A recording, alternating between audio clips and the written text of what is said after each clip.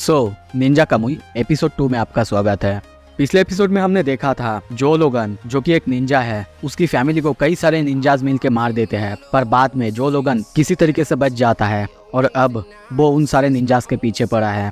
अब आगे एपिसोड के शुरू में हमें निंजाज के पास्ट के बारे में बताया जाता है। हमें बताया जाता है कैसे वो लोग अपनी ताकत और अपने बारे में किसी को नहीं बताते, पर एक वक्त ऐसा आया जब किसी दूसरे जगह पर आतंकवादी हमले होने की वजह से उन्हें अपना जापान छोड़ के किसी और ऑर्गेनाइजेशन के अंडर में जाना पड़ा और अपने टेक्निक्स और अपने ताकत के बारे में दूसरे ऑर्गेनाइजेशन यानी फॉरेनर्स को बताना पड़ा। वो अपने मिशन या फिर अपने क्लैन को कभी भी धोखा नहीं देते। वो लोग ये सब कुछ करते हैं जापान का नाम रोशन करने में, जापान को आगे ले जाने में।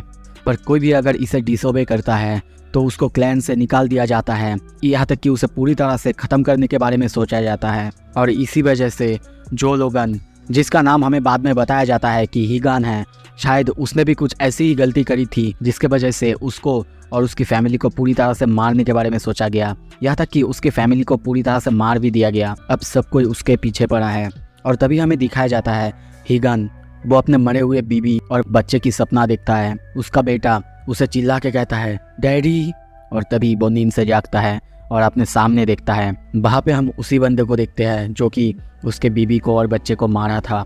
उसे सामने देख के उसे बहुत ज़्यादा गुस्सा आने लगता है, पर तभी अपने चेयर से उठता है। उठते ही पता नहीं क्या होता है, वो ज़मीन पे गिर जाता है।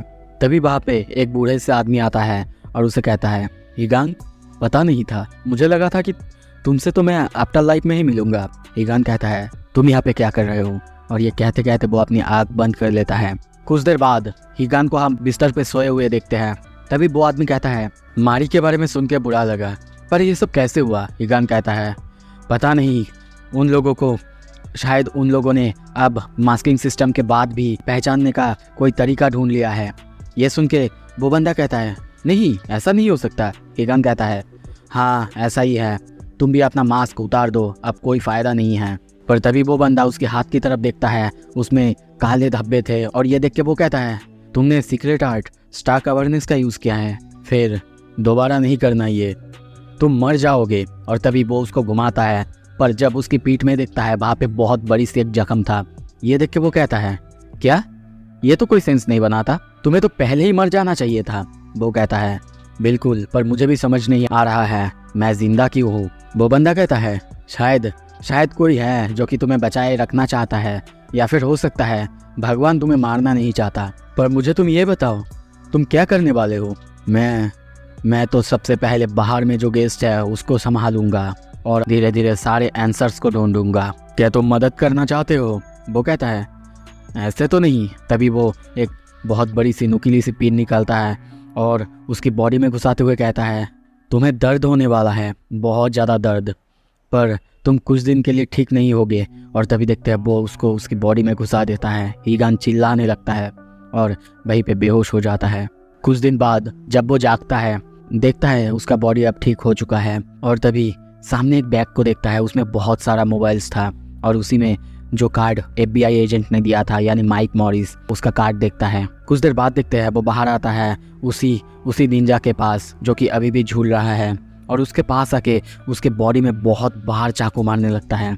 वो निंजा चीखने लगता है, पर तभी कहता है क्या सोच रहे हो तुम, मारो मुझे जितना मार सकते हो, यही क्या सिर्फ तुम इतना ही कर सकते हो। तुम्हें पता तो है ना निंजास कभी टूटते नहीं हैं।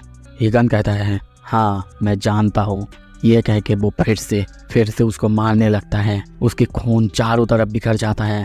वो बार बार जितने बार भी हिगान उसे मार रहा था वो चीखने लगता है। कुछ देर बाद हमें दिखाया जाता है उस निंजा की बॉडी में अब बहुत सारे चाकू है और उसका खून पानी की तरह नीचे टपक रहा है, बह रहा है, पर हिगान नहीं रुक रहा है। एक के बाद एक चाकू उसके बॉडी पर मारे जा रहा है, यहाँ तक कि वो निंजा चीख रहा है, उससे मौत की भीख मांग रहा है। ऐसे ही हम देखते कुछ दिन तक हिगान उसे मारते जा रहा है। वो बार बार उसे मारने के लिए, पूरी तरह से मार देने के लिए कहता है, पर हिगान चुप रहता है। टाइम बीतने के बाद देखते हैं वो निंजा शायद सोया हुआ है या फिर बेहोश है, और तभी हम देखते हैं हिगान उसके ऊपर पेट्रोल से या फिर ऐसे ही किसी चीज़ से मारता है। वो जागने के बाद कहता है कम ऑन, तुम मुझे मार दो। और एक चीज़ तो तुम्हें बताना भूल ही गया, क्या तुम्हें पता है जब मैं तुम्हारे घर पे था तुम्हारी बीवी को मार रहा था। सबसे पहले तो मैंने तुम्हारे बच्चे को मारा और उसके बाद तुम्हारी बीवी उसको जब मार रहा था वो लड़ रही थी, कोशिश कर रही थी, पर उसके आंखों में मेरे लिए हेट्रेट था। तुम्हारे बच्चे की आंखों में तो डर था, पर उसकी आंखों में हेट्रेट था, पर उसे मारने में मज़ा आया। हिगन बस ये सुन रहा था और सुनते हुए उसे गुस्सा आता है। तभी हम देखते हैं वो आग जलाता है। आग जलाने के बाद उसकी तरफ देखते हुए कहता है, पता है तुम्हारे साथ अभी क्या होने वाला है? तुम्हारे हड्डी जल के क्रैक होने वाले हैं। तुम्हारी त्वचा पूरी तरह से जल के वहीं पे खाक हो जाएगा।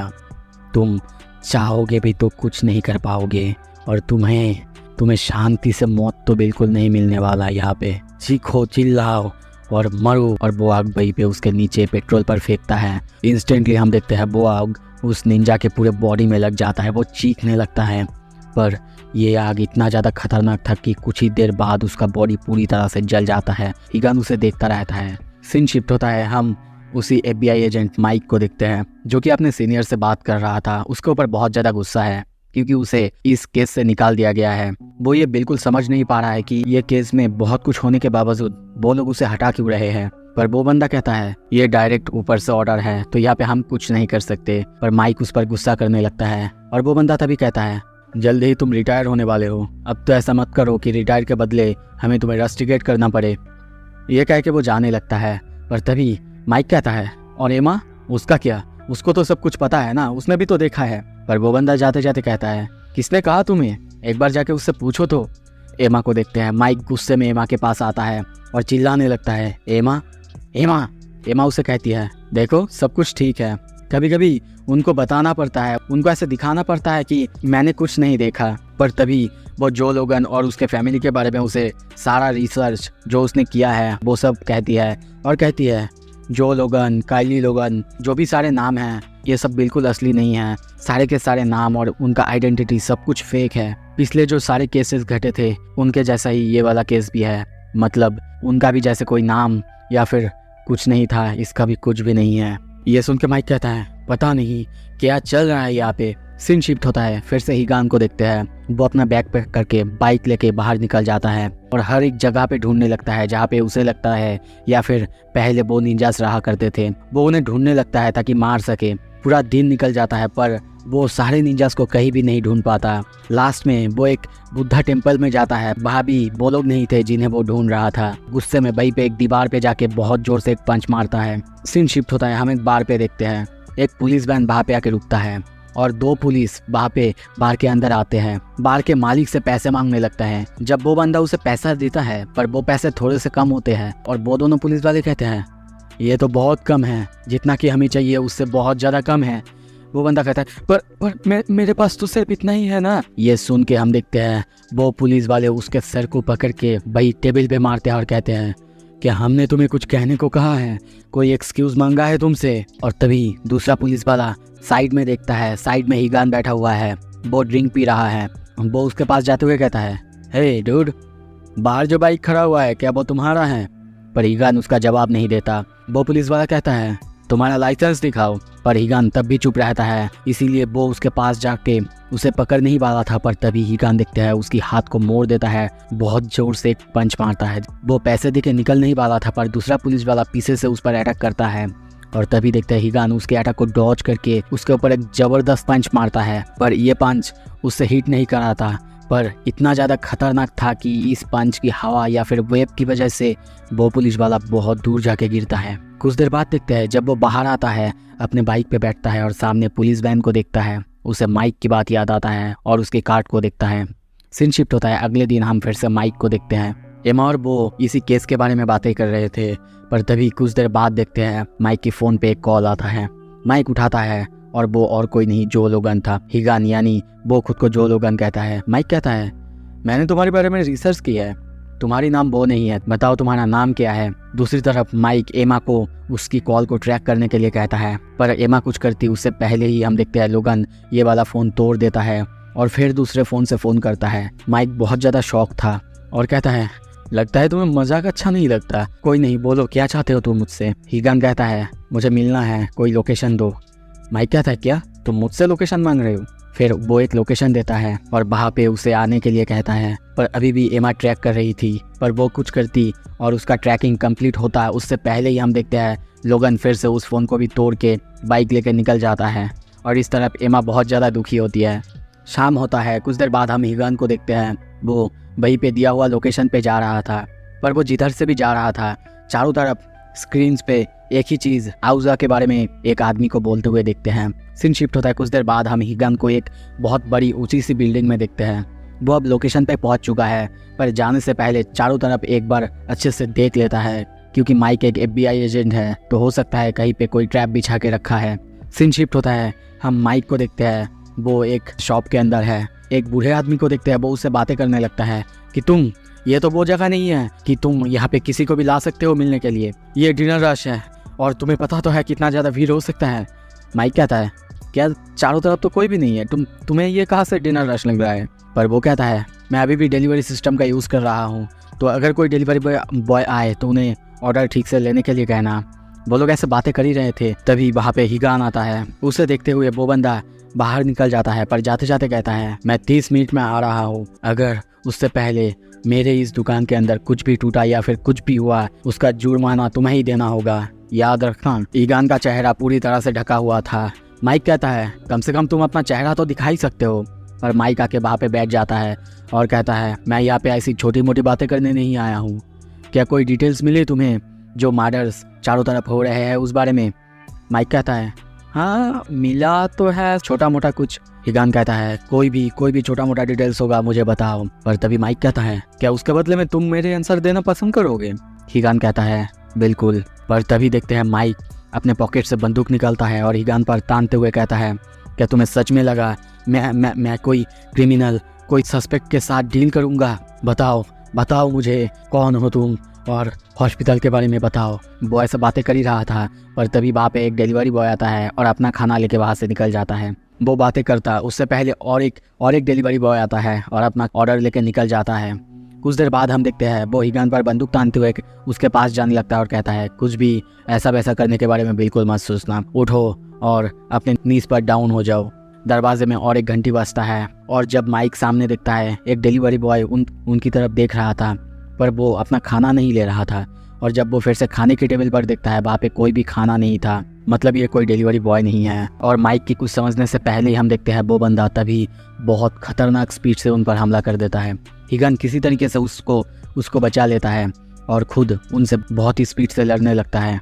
माइक को ये सब कुछ भी समझ में नहीं आ रहा था। वो डिलीवरी बॉय या फिर उस बंदे पर जो कि अटैक कर रहा है उसके ऊपर गोली चलाता है। उसकी हर एक गोली को डॉच करते हुए वो बंदा फिर से माइक को अटैक करने ही वाला था। हिगन फिर से आके उसको बचा लेता है और उससे लड़ने लगता है। कुछ देर बाद ऐसे ही लड़ते लड़ते हम देखते हैं हिगन फिर से वही हैंड जेस्चर करता है और उसके मुंह से वही ब्लैक स्मोक निकलता है। और कुछ देर बाद उसके पीठ पे हम देखते हैं इस बार कुछ चेहरे और कुछ हाथ निकल आते हैं। पता नहीं ये कौन सा टेक्निक या फिर किस तरह का टेक्निक है, हमें यहाँ पे बताया नहीं गया है, पर आई होप कि बाद में धीरे धीरे हमें इन सब के बारे में बताया जाएगा। और हिगान को देखते हैं वो अपने इन सारे हाथों के साथ वहाँ पे लड़ने लगता है, पर तभी पीछे और एक बंदा आता है जो कि उस पर अटैक करता है। हिगान दोनों के साथ अकेला लड़ने लगता है और कुछ देर बाद हम देखते हैं दोनों को बहुत ही आसानी से बीट कर देता है। उन दोनों बंदों को देखते हैं, उन दोनों का खून चारों तरफ गिरा हुआ है, एक बंदा जमीन पे और दूसरा बंदा दीवार पे। माइक ये सब देख के पूरी तरह से हैरान और कहता है, बताओ आखिर कौन हो तुम? बताओ वो हॉस्पिटल वाला बंदा वो कहाँ गया और तुम यहाँ पे क्यों हो? हिगान तभी अपने पॉकेट से कुछ निकालता है और अपने चेहरे पे लगाता है। उसके चेहरे को जो की तरह दिखते हैं। वो कहता है, मैं हूँ एक निंजा। माइक पहले चौंकता है और कहता है, क्या निंजा? हाँ मैं सुन तो रहा था कुछ दिनों से। रुको, क्या इसका मतलब जो सारे मर्डर्स हो रहे हैं वो? पर तभी बाहर से बहुत सारे लोगों की आने की आवाज़ आता है और कुछ देर बाद हम देखते हैं बाहर से इस शॉप के अंदर बहुत सारे लोग मिलके गोली चलाने लगते हैं। चारों तरफ सब कुछ तबाह होने लगता है, पर हिगन और माइक किसी तरीके से बचते हैं। पर तभी जब वो बाहर देखते हैं, बाहर उन्हीं में से एक बंदा मिसाइल लॉन्चर से उनकी तरफ अटैक करता है। दोनों किसी तरीके से एक दीवार के पीछे छुप के बच तो जाते हैं, पर तभी वो शॉप पूरी तरह से तबाह हो चुका है। कुछ देर बाद दूर हटने के बाद जब माइक आसपास देखता है, हिगान नहीं था और अपने सामने उन्हीं बंदे को गिरा हुआ देखता है और उनके हथियार को देख के कहता है, ये आखिर किस तरह का हथियार है? मेरे बॉडी आर्मर को एक ही बार में चीर दिया, पर इन पे कोई भी स्क्रैच तक नहीं आया। आखिर कौन कौन बनाता है। और तभी वहाँ पे उसी स्क्रीन से आउजा की आवाज़ आता है। वो बंदा कहने लगता है, हम आपके फैमिली और आपके लिए काम करते हैं। और हिकान भी उसी बंदे को बहुत ही सीरियस होकर बहुत ही गुस्से में देखने लगता है। सीन शिफ्ट होता है किसी दूसरे जगह। हम एक बंदे को चाय पीते हुए देखते हैं। तभी एक बंदा जिसका नाम जाई था वो आके कहता है, मास्टर मुझे डर है कि वो अब तक जिंदा है। ये सुन के वो थोड़ा सा सोचता है और आँख खोलते हुए कहता है, हिगान। सो इसी के साथ ये एपिसोड खत्म होता है। अगला एपिसोड जल्दी आएगा। थैंक यू सो मच देखने के लिए।